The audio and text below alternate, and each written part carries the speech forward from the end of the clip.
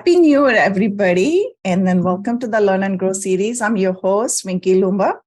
Uh, we all know that New Year brings a lot of excitement for all of us. Everyone starts a new year with a new resolution, and I'm pretty sure all of us already have some resolutions in place or thinking, how should we set up a resolution for the year so we can make the best out of this year? And have you already created your resolution for the year, everybody? Anybody like to share their resolutions? I just wanted to say it's very easy to set a resolution for the year, but it's very important to live them or follow through them because, even if you make a simple resolution to lose a weight, what happens is there's a daily routine to it, right? Eat the right food or do exercise, do your 10,000 steps a day, drink water. Some kind of matrix has to be in place to see if you're following through of a resolution or no. So resolutions are important. People set their resolutions, whether it's the right reasons or the wrong reasons. They're always, every beginning of the new year, we think about setting a new resolution. Sometimes we wanted to change our habit. Okay, we'll set the resolution. Okay, this year, I'm not going to do that. But guess what? It never happens because we do not follow through 100%. And then we do not create like small steps to achieve that resolution or that goal because it's more to the resolution only. It's just not like set a resolution and forget about it. To me, my perspective, the important thing in life is living your life to the fullest or living your life to the optimum. And you can do that when you're happy. And when you're happy, you do things with 100% dedication and concentration. And what happens? Then your goals stick to you, your resolution will stick to you, and you'll achieve whatever you wanted to achieve. So today we'll be discussing making the most, making the most out of 2023 by taking a proactive approach and being open to new and exciting possibilities. We can unlock the potential of 2023 and maximize our success. With the right focus and dedication, we can make this year the most powerful point of leverage for our success. And today, our special guest is my good friend, Jamil Sayed. Jamil is an international transformation coach, integrative neuropathic physician, energy healer, master NLP practitioner, the host of the Transformation Starts Today podcast, and an international #1 best-selling author. He works with leaders, champions, and the high performance from all walks of life, including world champion athletes, best-selling authors, entrepreneurs, business professionals, and more to experience more peace, happiness, fulfillment, and create an extraordinary life without regret. And once again, today our topic is making the most of 2023, the most powerful point of leverage to your success. Welcome, Jamil. We are so excited to have you with us today. Thank you so much, Venki. I really appreciate it. And before we get started, I do request, this won't be a traditional kind of PowerPoint, share my screen. Like I really want to just talk to your heart and souls for this experience today. And so if you can please turn your cameras on. I want to acknowledge Matthew, Peggy, and Venki for already having them on. Thank you all so much. And for the rest of you, I promise you, you will get more from this experience if the camera is on. When you are seen, when you make your presence felt, you just get so much more. It's easier to be distracted when the camera's off because no one's looking. So you can just be doing something else in the background. You're robbing yourself of the experience if you're not fully here. Thank you so much, JC, for turning it on, Kevin. And Kevin, I believe I've seen you in some other presentations, right? Yeah, you look familiar. Yeah, awesome. And so thank you all for taking the time to be here. I believe your time, your energy, your attention, these are the most valuable assets that we each have. I don't take it lightly that you've chosen to show up today. And my goal is to bring as much value as I possibly can, but remembering as well that there's a part that you play. I can put things out, but whether or not they're received, that depends on how committed you are to being here. And you know if you're committed because through action, you're removing distraction right now, whether it's the phone's going on silent or the phone's going on airplane mode, or you're putting things in place so that you can give yourself the gift of the next 40 minutes or so to just be fully present. Like Vinky said, Today, I'm going to share with you what I have found to be the most powerful point of leverage for your success. And so just to begin with, as a little fun experiment, by a show of hands, how many of you have attended a goal setting workshop? You've set goals in your life before? All right. And how many of you have noticed that your goals don't always come true? And just for a quick share, if one or two people wouldn't mind sharing, why do you think that is? 5 seconds or less. Why do you think that your goals don't always come true? You can either raise your physical hand, or you can raise your little Zoom hand, or you can unmute yourself. Your dreams do come true. You have to be focused on it and work on it every day. Yeah. So Peggy, would it be fair to say if they don't come true, it's because you're not focused on it and you're not working at it? Yeah. So why'd you even bother to set it if you weren't going to make sure it happened? Yeah. Good point. Sorry. No, it's perfect. It's good. We can't afford not to meet we may not meet them, but we do everything to hit the number, whatever it is. Yeah. No, thank you for sharing. And anyone else have an idea, something on their heart of why they other distractions, things take priority over your goals. Yeah, perfect. Well, very well said for both of you. Thank you. And so something to just think about, there's going to be a deeper reason why we don't achieve our success, and you will discover what that is tonight. And the cool thing is, it has very little to do with your action. It has very little to do with what you do. Actions are important because obviously without them, nothing happens. But actions are secondary. There's something else that's primary, and it'll make more sense in a moment. So a little bit about me without rehashing the bio that Vinky read. I'm Dr. Jamil Sayed. I am a lover of human beings. I really light up when I see another person thriving and living the life that they know they want to be living.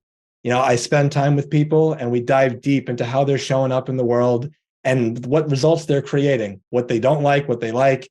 And I help them step into what I consider the most powerful, competent, capable version of them, which I call the real you. And when you step into that mode, your problems, your challenges, you overcome them so much faster than you thought was possible. And the goals and the dreams also become faster, so much faster than you thought.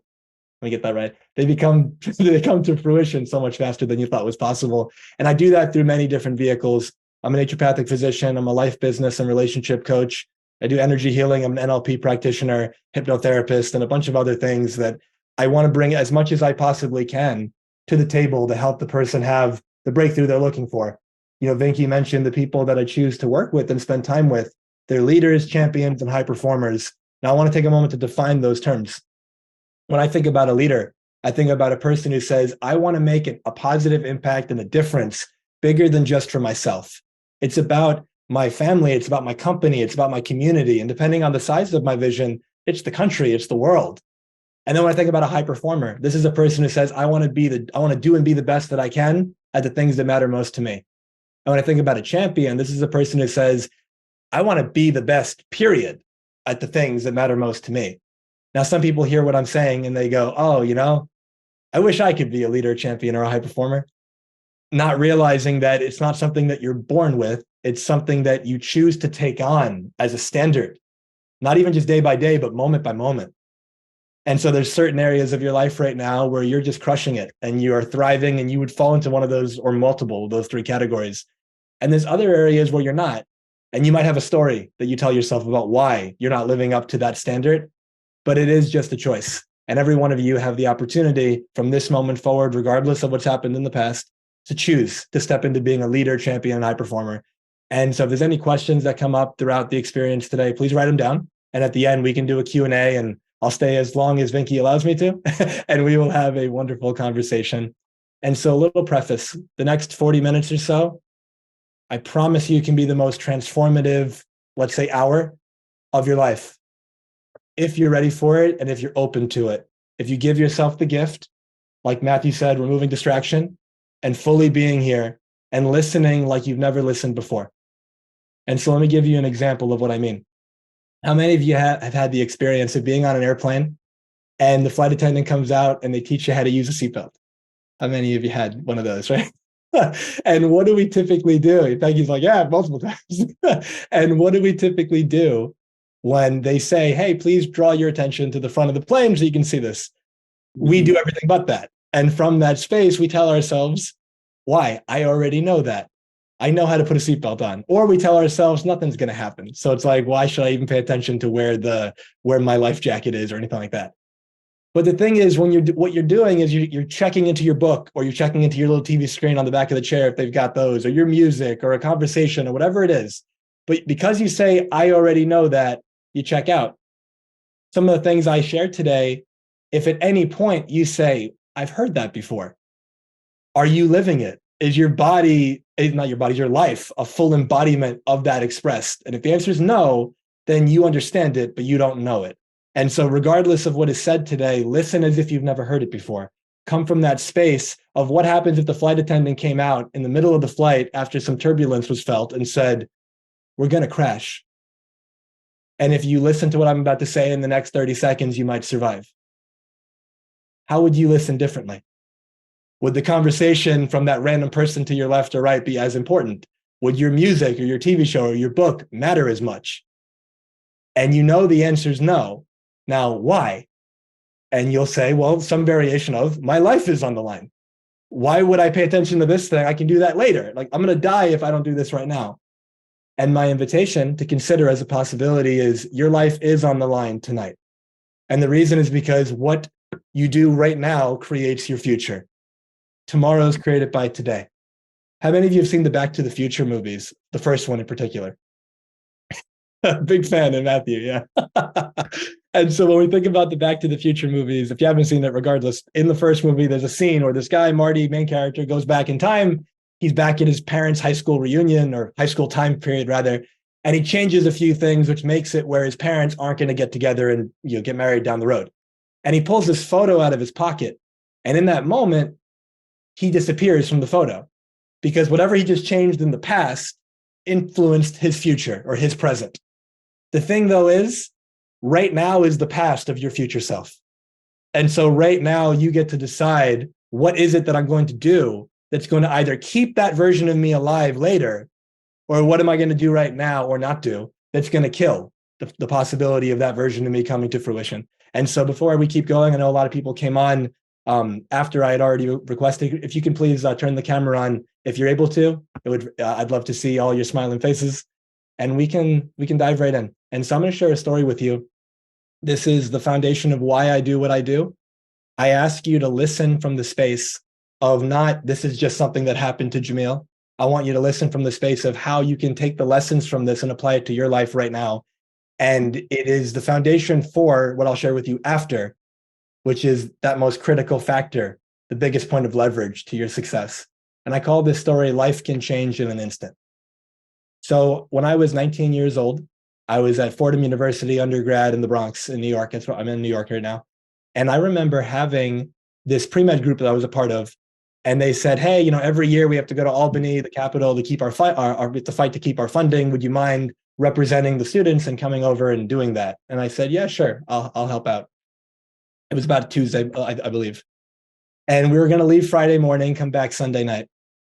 And so Tuesday rolls around. I say, yes. Now it's Wednesday. And I start getting this feeling, something's not right, don't go. And as that feeling is coming up, I don't know why it's coming up. You might call it intuition. You might call it conscious. You might call, your conscious, whatever you want to call it, gut feeling. I ignored it, like most of us, I think, at various points. And so then the next day rolls around. Now it's Thursday. And this voice is getting loud, and it's yelling, and it's telling me something is not right. Don't go. And it got to the point where I really couldn't put it off anymore. And I said, I have to listen to this. And so I sent an email and I said, I'm sorry, something came up. I can't make it. Now, before I keep going with the story, recognize in your own life, where is your gut, your intuition, your soul, whatever you think it is, where is that being voiced? And you might be ignoring it. I don't like what I do. This person is maybe not a fit for me. I don't like where I live. Like, whatever my career choice is, am I doing it for me, or am I doing it because that's what I think is expected? Like, whatever it is, where are you distracting yourself and ignoring what that innate wisdom is trying to present to you? And so I sent that email Thursday night. Now it's Friday and I don't go. Friday was a regular day. Saturday was a regular day. And I'm sitting there going, well, I guess that was nothing. And I missed it for no reason. Sunday morning changed my whole life. Sunday morning, I woke up and I came downstairs, and within a few minutes of waking up, my father had a brain aneurysm. And if anyone is not familiar with what that is, imagine a blood vessel in the brain, think of it like a tube, starts to balloon out. If you're fortunate, you have one of the worst headaches of your life, you go to the hospital, they get it taken care of, and hopefully you leave and you're okay. My dad wasn't as fortunate. Now, first, he was in a locked room, and I broke the door to get him out, and he would have died if I wasn't home. And I wasn't going to be home if I had gone to that event. Now he's in his brain aneurysm ruptured. He's going to the hospital. He's in a 4-hour brain surgery with a less than 5% survival chance. He was 49 years old. I was 19. And in those 4 hours, I was being told by hospital staff and people that were medical in my family, which I believe they were coming from a place of trying to be supportive, but they were telling me, he's probably not going to make it. You should be prepared for that. But I was hanging on to that 5%, and I was thinking, no, don't tell me that. I don't want to hear that. And so 4 hours went by and he survived, and he was in a coma, and the neurosurgeon said it was the worst aneurysm he'd ever seen. And he didn't know if he'd ever wake up. And I walked into the room and I'm being told he could die at any minute, any second. And in that moment, I had these two immense feelings. The first was a feeling of helplessness. At the time, given what I knew, it didn't feel like I could do anything. It felt like I was just waiting for him to die, because that's what I was being told. And the second feeling, which is the foundation of why I do what I do, was this immense sense of regret. I had felt this feeling that I had taken my relationship with my dad for granted, that I thought he was always going to be there, that at least he had 40, 50 more years. So why do I need to spend all this time now getting to know him? At 19, my priorities, I was a track athlete. So it was running, and it was movies and video games and being with my friends and everything but let me get to know my dad like man to man, soul to soul. Let me see what this guy's all about. Let me understand all the things he could teach me. I didn't think about any of that. And so from that space, there he is laying in that hospital bed in the most vulnerable setup I've ever seen a human being. And I thought I blew it. I thought I'm never going to have another opportunity to make this right. And I was very fortunate that he survived another 3 years before he passed away. And he was in a coma for several months, but he did come out of it. And I took several years off after college to be one of his primary caregivers. And in those 3 years, he became one of my best friends. And in those 3 years, I learned many lessons about myself and about life. But first and foremost, I stopped taking people and the day for granted. You may not know that every day 150,000 people don't wake up. And even if you had heard that before, allow that to just wash over you again and recognize that the fact that you're here right now with us today means you weren't one of them. And if you've got some family that you really care about, or some friends or a pet or something that woke up too, you hit the jackpot right from the get-go. And yet so many of us, we live our life from this unconscious space of something out of the ordinary has to happen in order for me to feel good, in order for me to feel happy or excited or grateful or joyful. But what if you've got everything you need right from when you opened your eyes? Because you opened your eyes. The fact that you woke up today, that means goals and dreams that you have, you can actually continue making progress towards them. But at least 150,000 people had their goals and their dreams ended yesterday. And again, you weren't one of them. And so I started recognizing that, my dad woke up today. He might not be here tomorrow. There was so many times where he almost passed away in those 3 years. So many hospital trips, so many 5-minute seizures in my arms where the phone's across the room and I don't know what to do. And it's like, is this the moment? And so when he was there, the thought process was, Dad's here now. Let me be fully present with him. Let me enjoy this moment to the fullest, because I don't know if I'm going to have another one. But they started to expand out. And I said, wait, that's true for my mom as well. That's true for my sister. That's true for myself. And that's true for everyone that I'll ever meet. Every time I'm with you, it could be the last time. So how am I spending that potential last time? And that's something that I'm going to get to in a little while, some more detail on it. But I remember getting one of the greatest compliments I've ever gotten. I'm known for my hugs. And I had a cousin of mine who I gave her a hug. And she told me, I love your hugs so much. Every time you hug me, I feel like you're never going to see me again. And it just touched my heart, because that's what I was going for without putting words to it like that. And it's like, I don't know if I'm ever going to see you again. So thinking about the people that you love most, if it's a husband, a wife, a partner, like the last time you're intimate, that could be the last time. If it's a child and you're giving them a hug or you're saying goodnight to them, that could be the last time. If you're working with your colleagues, you're doing a business event, you're doing whatever you're doing, this could be the last time. This could be the last event I ever get to speak at. So I'm going to bring everything I possibly can and hold nothing back. Because why would I hold something back? Peggy said a version of that earlier. We don't have time to waste. Like, why are we not going to go all in on getting what we say we want? And so at the end of the 3 years, my dad passed away. And in those 3 years, two of my cousins passed away. One was 20, one was 21. One was very sudden, like overnight. And the other one was within about 6 months. So still pretty sudden. And if you asked either of those guys when they were 18, tell me about the life that you dream of yourself for the next several decades, I promise you neither guy would say I'd be dead within 5 years. And so it's coming from that space of, where are you procrastinating on your life? Where are you holding yourself back and playing small and saying, I'll do it tomorrow, I'll do it later?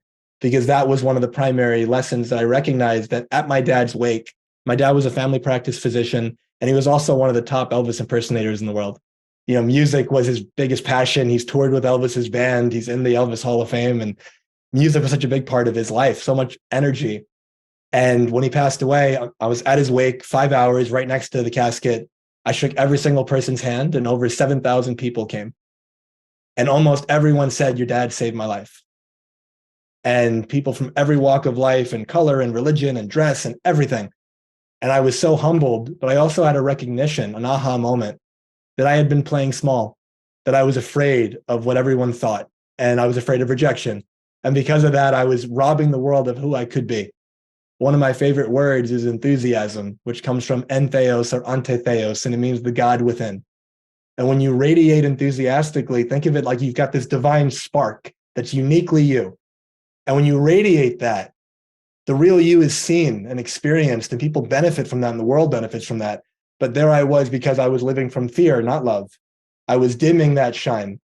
What's coming to mind visually is, if anyone ever saw the Star Wars movies, it's like you turn it, it's like, ooh, and you dim it all down. And now you're at level 2 out of 10.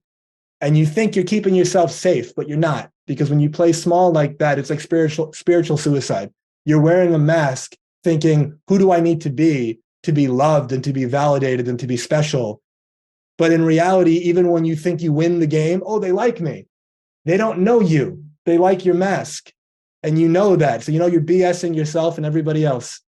But if you have the courage to take the mask off and check in with yourself, what's important to me? What kind of life do I want to live? Not the life everyone else expects of me. The number one regret of the dying when they've been polled is, I wish I had the courage to live a life true to myself, not the life others expected of me. And so slow down before you're going after your goals. Like Vinky said in the beginning, who knows basically what their goals are? That's great if you do, but so often we're going so quick that Stephen Covey in the 7 Habits of Highly Effective People, he's got a quote in there that says, one of the worst things is to climb the ladder of success to get to the top and realize it's against the wrong wall. So slow down and check in with yourself. Do I actually want whatever it is I'm going after? Why do I want it? Why is it important? Steve Jobs, there was a video of him and Bill Gates. They were on stage giving a talk back in the day. And Steve Jobs says, people say it's so important to have passion for what you do, to love what you do. And he says, I agree, because if you don't have passion, if you don't love it, you're going to quit when it gets hard because you're sane. Why would you keep grinding and falling down and hitting your head metaphorically and maybe physically and getting back up if you don't love it, if you hate it? And so it's slowing down, checking in. Is this actually what I want to do? And am I willing to make the sacrifices needed to get to where I want to go? I just gave a talk the other day, and I think Randy was actually there for it, but I just gave a talk the other day, and some of the people in that talk, they just were beginning their real estate journey. So as an example, I don't know where each of you are on your journey. I see some familiar faces, but from that space, it's like, okay, regardless of where I'm at, to get to where I want to be, there's going to be sacrifices of time, of energy, of attention, of focus, of money, of whatever. Am I willing to make those sacrifices? Is it that important to me to do it? And so slow down, check in with yourself. Is this actually what I want? And so there I was at the wake, and I was recognizing I was playing small and I was robbing the world of who I could be. And I promise you, at some level, each of you are doing that. At some level, there's a mask. At some level, there's fear of what if, they don't like me. I'm not accepted. I'm rejected. I'm whatever. And it's not going to serve you at all. And I chose to take that mask off 10 years ago, and life got so beautiful. and it got beautiful pretty quick. And so in that story, think about your life right now. Think about the people that you love and care about, anyone you're taking for granted, and that includes you, any relationships that you could be improving, any more intentionality that you could add to your day and to your life. Because before we focus on a goal where you want to get, let's focus on where you are, and let's get you into a space of groundedness and peace around that so you can build. From a real estate perspective, think of it like construction. The bigger the skyscraper, the deeper the foundation's got to be. And so if you're going to come from that space, let's get you a solid foundation. Let's ground you in the present and be so grateful for what you already have before you focus on all the more that you want. Does that make sense? Yeah, beautiful. And so there are two ways that we can create the future. And this is the beginning stages of getting clear on what's this biggest point of leverage for your success. And I mentioned it's got very little to do with action. Action is secondary. So there's two ways to create the future. You can create the future from the past, or you can create the future from the future. Mm-hmm. Almost everyone creates the future from the past. And this is what that means. You look into your past and you say, who have I been up until this point? What have I been good at? And what have people told me I'm bad at? What are the stories that I tell myself, that people tell myself, oh, so-and-so, Jack, Mary, Jamil, Cindy, whoever, they're this kind of person. This is what they're capable of. This is the reputation, whatever it is. My family, A, B, and C runs in my family. Whatever story you're going to tell yourself, that's the past. And what people do is they say, well, this is how it's been. So they look into the future and they say, I guess that's how it's going to keep being. And they keep acting. It's like a self-fulfilling prophecy. They keep acting in alignment with the past. So now tomorrow isn't that different than yesterday. If the same input occurs, the same output will always be there. And yet, I have people that are in my life, that many of them family, and I might not see them for 8 months, 6 months, cousins, let's say. And I see them at a party and I'll say, how you doing? What's been going on in your life? And they'll meet that enthusiasm with, oh, same shit, different day. And some of you have found yourself saying something like that. And, forgive the cursing, but from that space of, if it's same shit, different day, it's because you're doing the same shit every day. You're being the same version of you every day. That's why nothing's changing. Until the input changes, the output stays exactly the same. So what's the alternative? The alternative is you create the future from the future. And what that means is, whether it's with a journal, whether it's with a phone recorder, whether it's closing your eyes and doing it in your mind, get clarity around who do you want to be? See yourself in the future, 5 years from now, 5 months from now, 50 years from now, whatever it is, what you would call, that's the ideal me. Me, that's 10 out of 10 in every category, the best version of me. And see, how would that version of me respond to challenge? How would that version of me speak to himself or herself? How would that version of me treat other people? How would that version of me have a date night? How would that version of me, run a business meeting? What kind of risk would that version of me take? But how would they take it? Like, see all the different things that you would do. And when you're in your mind's eye and you're doing that, it's very interesting, because you start to see, oh, okay, maybe that version of me would be a lot more courageous. And then you think about it. Oh, well, how would they do it? Oh, well, this challenge would happen, and this is how they would approach it. And they'd be really direct in their communication. And what you're doing without realizing it is you're coming up with a recipe. If we were speaking to a chef and the chef made something delicious and we said, oh my God, this is incredible. I'd love to learn how to make this. Can you show me how to do it?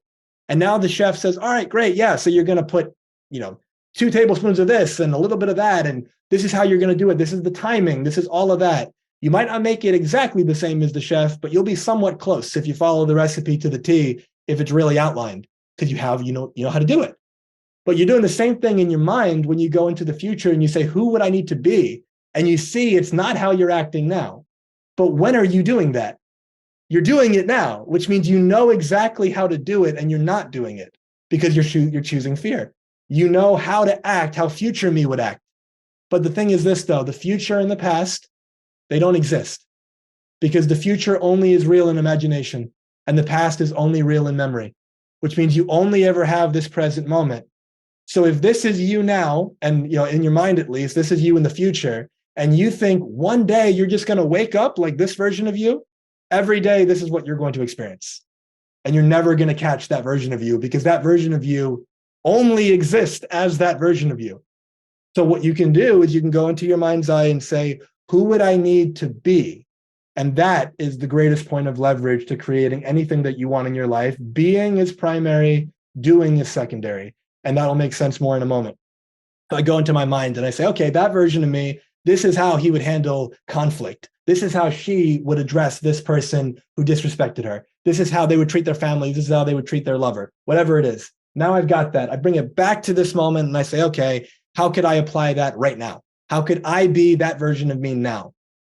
And now that future version of you exists in you in this present moment. You're no longer the same version of you. And so if I were to ask you to think about what are your top values? There's an expression that I love. When values are clear, decisions are easy. When you know what's important to you, it's easy to make a decision. If you're finding it really hard to make a decision, it's because you're not clear on what's important. And so I'll give you an example. My 5 primary values, both in life and in business, are the same. Love, authenticity, impact, abundance, freedom. Every decision that I make about my life or my business runs through those 5. And if it doesn't meet those 5 or it doesn't meet the top 2, I don't do it. And so step 1, do I love it? Am I genuinely excited? Is my spirit on fire to do this thing? Number 2, is it an authentic expression of who I am? Or is it a mask? Is it an insecurity? Am I doing it out of fear? Or I think I'm supposed to? Number 3, impact. Does it allow me to make a positive impact in the world or for the one person in front of me? Number 4 is abundance. Does it enhance my experience of life? Does it allow me to do more things? And 5 is freedom. Freedom of my time, of where I work, things of that nature. And when you get clarity for yourself, what are my values? Like, what's important to me? What matters most? Think of the value almost like the recipe. So if I were to say who I'm being is going to be who I'm being. I said this earlier. What if this is the last time? So if who I'm being is what if this is the last time in any capacity? What if this is the last time I'm ever with my partner, ever with my kid, ever with whatever it is? Well, what would I do? What doing emanates from the level of being, which is this is the last time? Do I have to tell you to avoid distractions and be present if you know this is the last time? The doing takes care of itself. People focus on what should I do? What's the strategy? What's the tip? Every one of you are really smart people. I promise you that if I just came here with a cookie cutter goal setting workshop, it's not anything you haven't heard before. You're not doing certain things because of who you're being.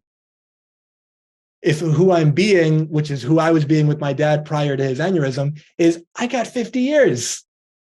Well, the doing that emanates from that level of being is I'm going to procrastinate. I'm not going to prioritize spending time with him. But if I knew what I know now, I would have been with him every second I could.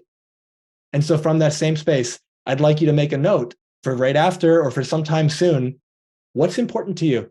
Ask yourself right now in my life, what is important to me about? And then fill in the blank. Relationship, business, health.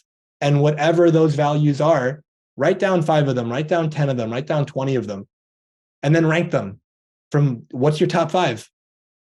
And whatever those top 5 are, base all of your actions on them and come from that headspace. And when you do that, it is incredible how life changes for you. If who I'm being is saying, I am, like, for example, one of my daily declarations, when I work with my clients, I help them recreate their identity. And this is a document that's probably 65 like different stanzas, and it's mostly memorized. And one of them is, I am free from have to, supposed to, need to, must do, and should do. I choose to, or I don't. Because I used to delude myself and BS myself, like most of us do, to say there's actually things that I have to do, need to do, must do, should do, supposed to do. All of those are made up. There is nothing that you have to do. There's nothing that you need to do. Everything is you choose to do or you don't. And when you come from that space of ownership, I'm not coming from that heavy, obligatory space of creation of why am I doing that? Oh, because I have to. Why would you do that to yourself? But if you come from the space of, no, I'm going to choose to do this. Even if I don't want to do this thing, I'm going to choose to do it because of what it's going to get me. I'm going to choose to do this because how it's going to benefit somebody else that I care about. But own it. Come from the space of ownership and choosing. And so again, focusing on who am I being? You think about in your health, if who I'm being is I am the fittest athlete in the world as a declaration, that's how I choose to show up. Okay, well, what action, what doing emanates from that? If you're the fittest athlete in the world, do you skip 6 workouts in a row? Do you sleep like 3 hours less than you're supposed to and eat garbage? No, the doing emanates from it. If that's my standard, that's where I hold myself to, the action takes care of itself. So if you look at the things that you know you should be doing, in quotes, that you haven't been doing, and then ask yourself, what's my standard? Who have I been being? I'm actually listening to, anyone here know who David Goggins is? So I'm listening to his audiobooks right now. I finished his first one and I'm going through his second one, like as we speak. Not literally as we speak, but earlier today. And he talks about this distinction, and he's saying the same thing, how he's like, and anyone who doesn't know who he is, he's a Navy SEAL. He's considered to be like the toughest guy in the world, or one of them. And so from this space, he's got the mindset of, well, there's David Goggins and there's Goggins. David Goggins is like the scared little kid in him who had such a hard upbringing and is fearful and all these different things and like shies away from confrontation. But Goggins is this like beast inside of him that runs marathons on broken legs. And he's actually done that. And so from that space, if he's coming from David, the being, the doing that emanates is he doesn't do what he says he's going to do. He skips his workout. He drops out early. He does all these things. But the moment he makes the mental shift, no, I'm Goggins now, then adversity times 100 shows up and he just bites it off anyway. And he just shows up because that's how he's choosing to be. If any of you are parents and you say, I am the world's greatest mother, I am the world's greatest father, it's not a statement of arrogance. It's not a statement of ego. It's not saying I'm a better mom than you. It's saying that the standard I hold myself to is I am the world's greatest mom. I am the world's greatest father. All my actions map to that. Imagine the world we live in if every parent said that and actually lived it. The rising tide lifts all boats. Everyone gets better. So all you got to do is get clarity. What's your new identity? I am what? I'm the world's greatest this. I'm a truly committed that. Like whatever it is you want to be, put it on paper. I often tell people, how's anything created? First, you speak it into existence, and then you act in integrity with your words. Anything that you want that you don't have, it's either because you're not committed and you're not backing it up with action, you're not doing what you say you're going to do, or it's a long process that you're like diving into, and you are doing it, but it's going to take a little while to get there. But each of you will know if that's where you're at. Each of you will know if, I've been wanting this for a while and I'm not making the progress that I could be. That's always because you're not doing what you should be doing, and that's because you're not being who you could be being. And so coming from that space of who would I need to be, that changes everything. And so as we begin to wrap up here, and then we can do any questions, I'd love to go back and forth with each of you to clarify anything that I can. There are what I have found to be 4 prerequisites or requisites for change. Most people focus on a goal and they focus on what do I want? And that's step 2, but they skip step 1. Step 1 is about digging that foundation, clearing, doing an emotional release work session, getting clarity around what's the baggage that I have, the beliefs I have about myself and about money and about other people from when I was a kid that's still subconsciously in me driving the show, sabotaging how far I could get. That's the part that I find almost everybody misses. Another way of calling it is shadow work. You might have heard of that before. Excuse me. And so when I'm working with people, we start with that. We remove the traumas, the challenges, the limiting beliefs, the stuck energy and emotions. And once they're clear of that, now let's set your goal. When you don't have all the baggage weighing you down, you don't have the anchors on your feet that are preventing you from flying. And then once you've got the goal, step 3 is obvious, but it's take action. Most people, when they say, I feel stagnant, I feel stuck, it's because you're not taking action and you don't have a clear direction. But if you've got a clear direction and you're taking action, the final step is maintain your focus. Because life's going to happen. It's going to knock you down. There's going to be moments that you don't feel like it. Well, what's the story that you tell yourself? Who are you going to choose to be being in those moments? And the last story I would love to share with you all, one of my mentors, he comes from the space of, I am my word. His level of being is integrity is everything. And there he is at the airport, and he's being told that the flight has just been canceled. They're about to board. The flight's been canceled. He has to be in Utah basically the next morning, and it's evening time where he is. And he goes to the lady and he says, I need to be in Utah tomorrow for a meeting because I said I'd be there. What do you have available? And she goes, there's only one flight. It leaves in 20 minutes and it's across the whole, you're not going to make it. He goes, what number? And 60-something-year-old guy just takes off sprinting with all of his luggage down. He makes it with like a minute to go. He tells him, he doesn't have a ticket. I have to be on this plane. And the way he looked at the person, they were like, right this way, sir. He gets on the plane, he buys the ticket on the plane, and he makes it. Now, I want you to think how easy it would be to be sitting there and go, well, my intention was to be there tomorrow and the flight was canceled. It's not my fault. I couldn't do anything about that. And the lady said I'm not going to make it if I try to run over there. So I'll just tell him I can't make it and I won't be there. But his perspective was, no, I gave my word. Anything I say happens. Like, that's the way he's being. You can do that too. And so if you tell yourself, I'm working out today, doesn't matter what time it is, you can do that. If you tell yourself, I am going to do these 15 action steps to make my goal come true, you can do that. I had a client the other day who's telling me, I've been trying to do my bookkeeping and my taxes and all this stuff, and I've been putting it off for months. And I gave him this little kind of talk, and all of a sudden, it's been 3 days, and he's gotten done 60% of what he couldn't do for 3 months because he's choosing to. It's just step into it. Stop giving yourself a pass. Hold yourself to a higher standard. If you do that, the actions will take care of themselves and you will create the goals that you want for yourself. And so I'm going to put a link in the chat. If you'd love to have a conversation, if I can support you further, I would love to do that. And I have a podcast as well. It's called Transformation Starts Today. And I've got videos that have been put out for about 6-7 years, probably about 500 something videos that people have gotten a lot of value from. Feel free to take a look. It's all free. And I think it'll really serve. Thank you for your time, your attention. And I'd love to go back and forth either with any questions that you might have, or if there's something that stood out to you that maybe you thought about a little differently or you never heard it before. Speak that out loud because you never know how that might impact somebody else. But I am all ears and the floor is yours. Thank you so much, Jamil. I think that was really, really powerful, sharing your story with all of us. And thanks for the reminder that create your future from the future, not the past. And definitely you need some more tools under your belt, even creating your future from the future, and not just sit and expect the unexpected, which is actually expected because you're expecting the unexpected. But I think it was very wonderful, new beginning, new start for everybody. And I welcome you all. If you have any questions, please go ahead and ask at this time to Jamil. Before that, if I can just share one more thing, I think this would really help. Hey, Julie, I just saw her. Hey, Julie, good to see you. I think this story would just get a point across that would be meaningful for people.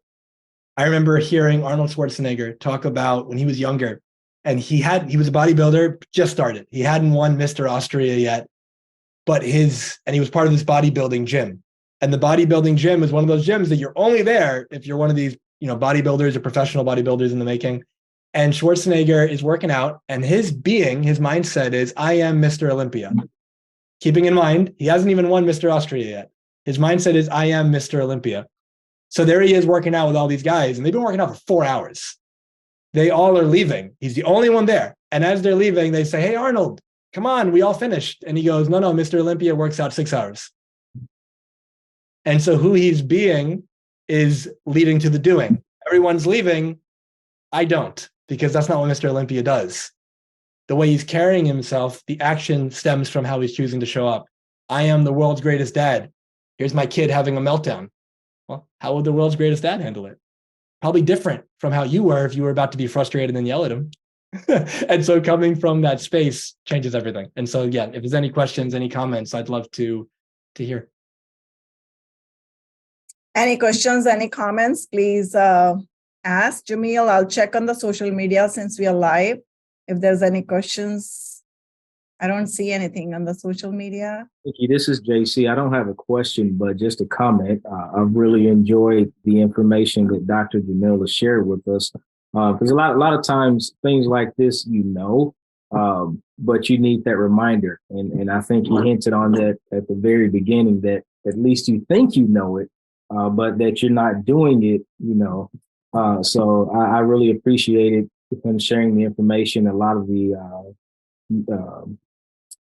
comments that he shared, I really enjoyed. So thank you, Dr. Jamil, and thank you, Vinky, for putting this together. Thank you, Of course. JC. Thanks for coming. And you. Matt has a question. Matt, you want to? So you're really talking about a state of being, and therefore, do you still though document milestones and incremental things you need to do? Mhm. Or you're saying your big high? First off, I love what you're saying. I fully agree. As Vinky's a good friend of mine, she's woo woo. I'm just one woo. I'm triple She's woo. two woos, I'm and you, triple- my friend, are three. Yes. But that's really what you're saying. It's just everything you do goes back to the core being of who you are and what you stand for. Yeah. So think about That's like, what yeah. you're saying. Think about just to add to it. If I don't want to interrupt. Please. No. And then I want to know what's the next level, though. I mean, you get that, but there still has to be sub goals in there or something. Can you expand on that? Yeah. So right in the beginning, I had said the greatest point of leverage is not what you do. And I didn't say it's who you're being. I said I would let you know later. But what I did say is what you do is very important. Action, without action, nothing happens. But if I were to tell you, which I do if I'm working with someone, but if I were to tell you time block and do this, and like, do you not know that? Like, do you not know that there's actions that I should take? These are 5 things that are really important. And this is what everyone's telling me to do. And maybe I should meditate. Maybe I should journal. Maybe I should wake up a little bit earlier. But the thing is, you know that, and yet you don't do it most of the time. Or you do. And if you do, great, but maybe you're not doing it in some other area of your life. You know, you've been married for X amount of years and the passion's not there, but you're not doing the stuff that creates the passion. But why not? Well, it's because either you don't want to, or you don't feel like it, or you're busy, or whatever the story is. But all that is a state of being.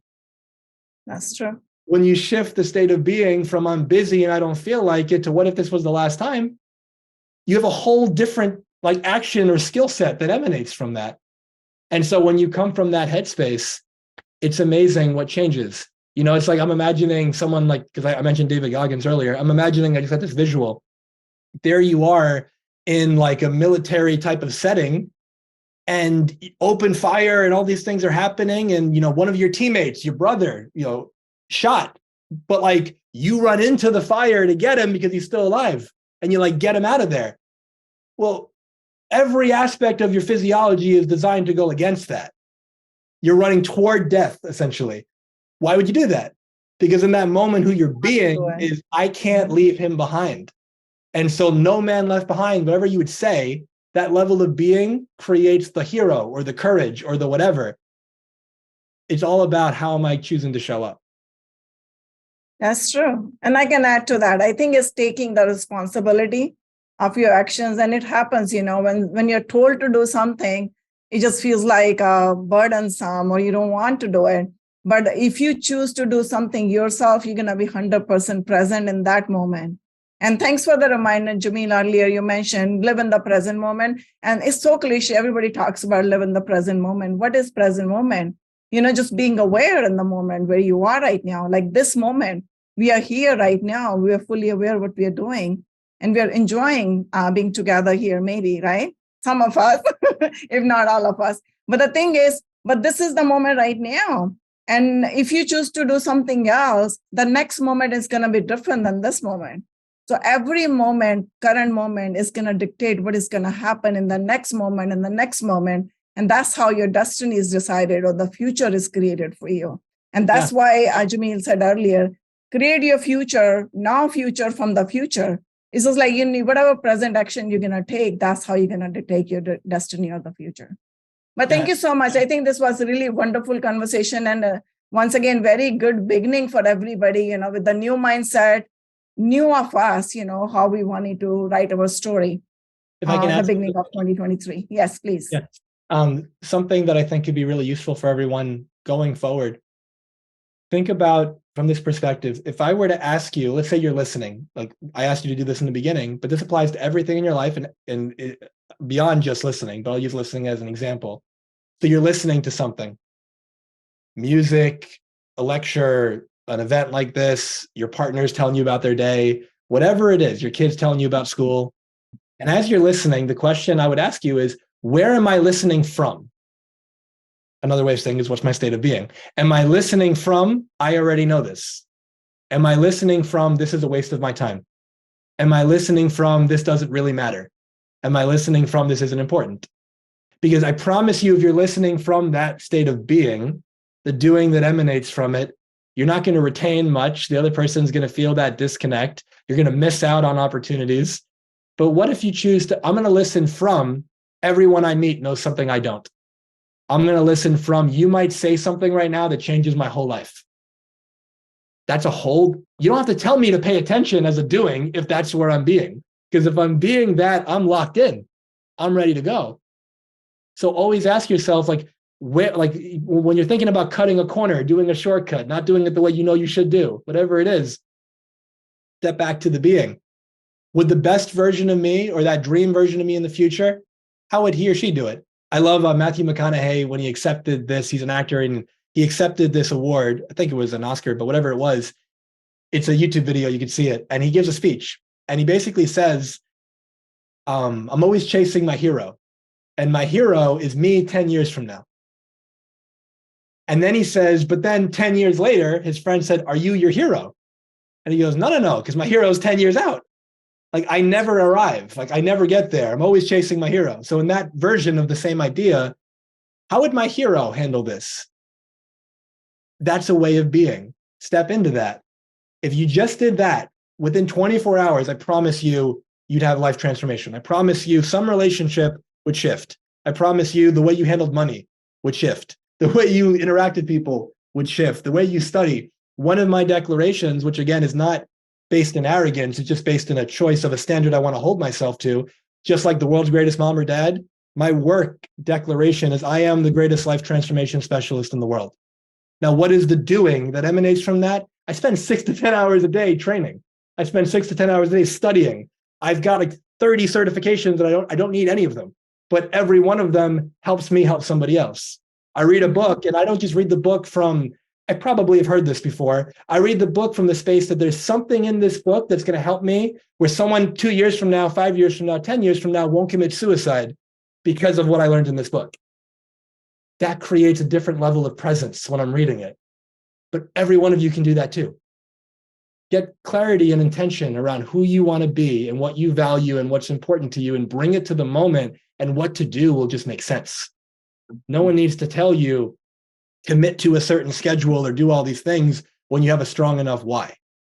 And when you've got the why and the being and all that, it just takes care of itself. Again, doing's important. Do, but you got to be the right version of you first. Thank you so much again, Jamil.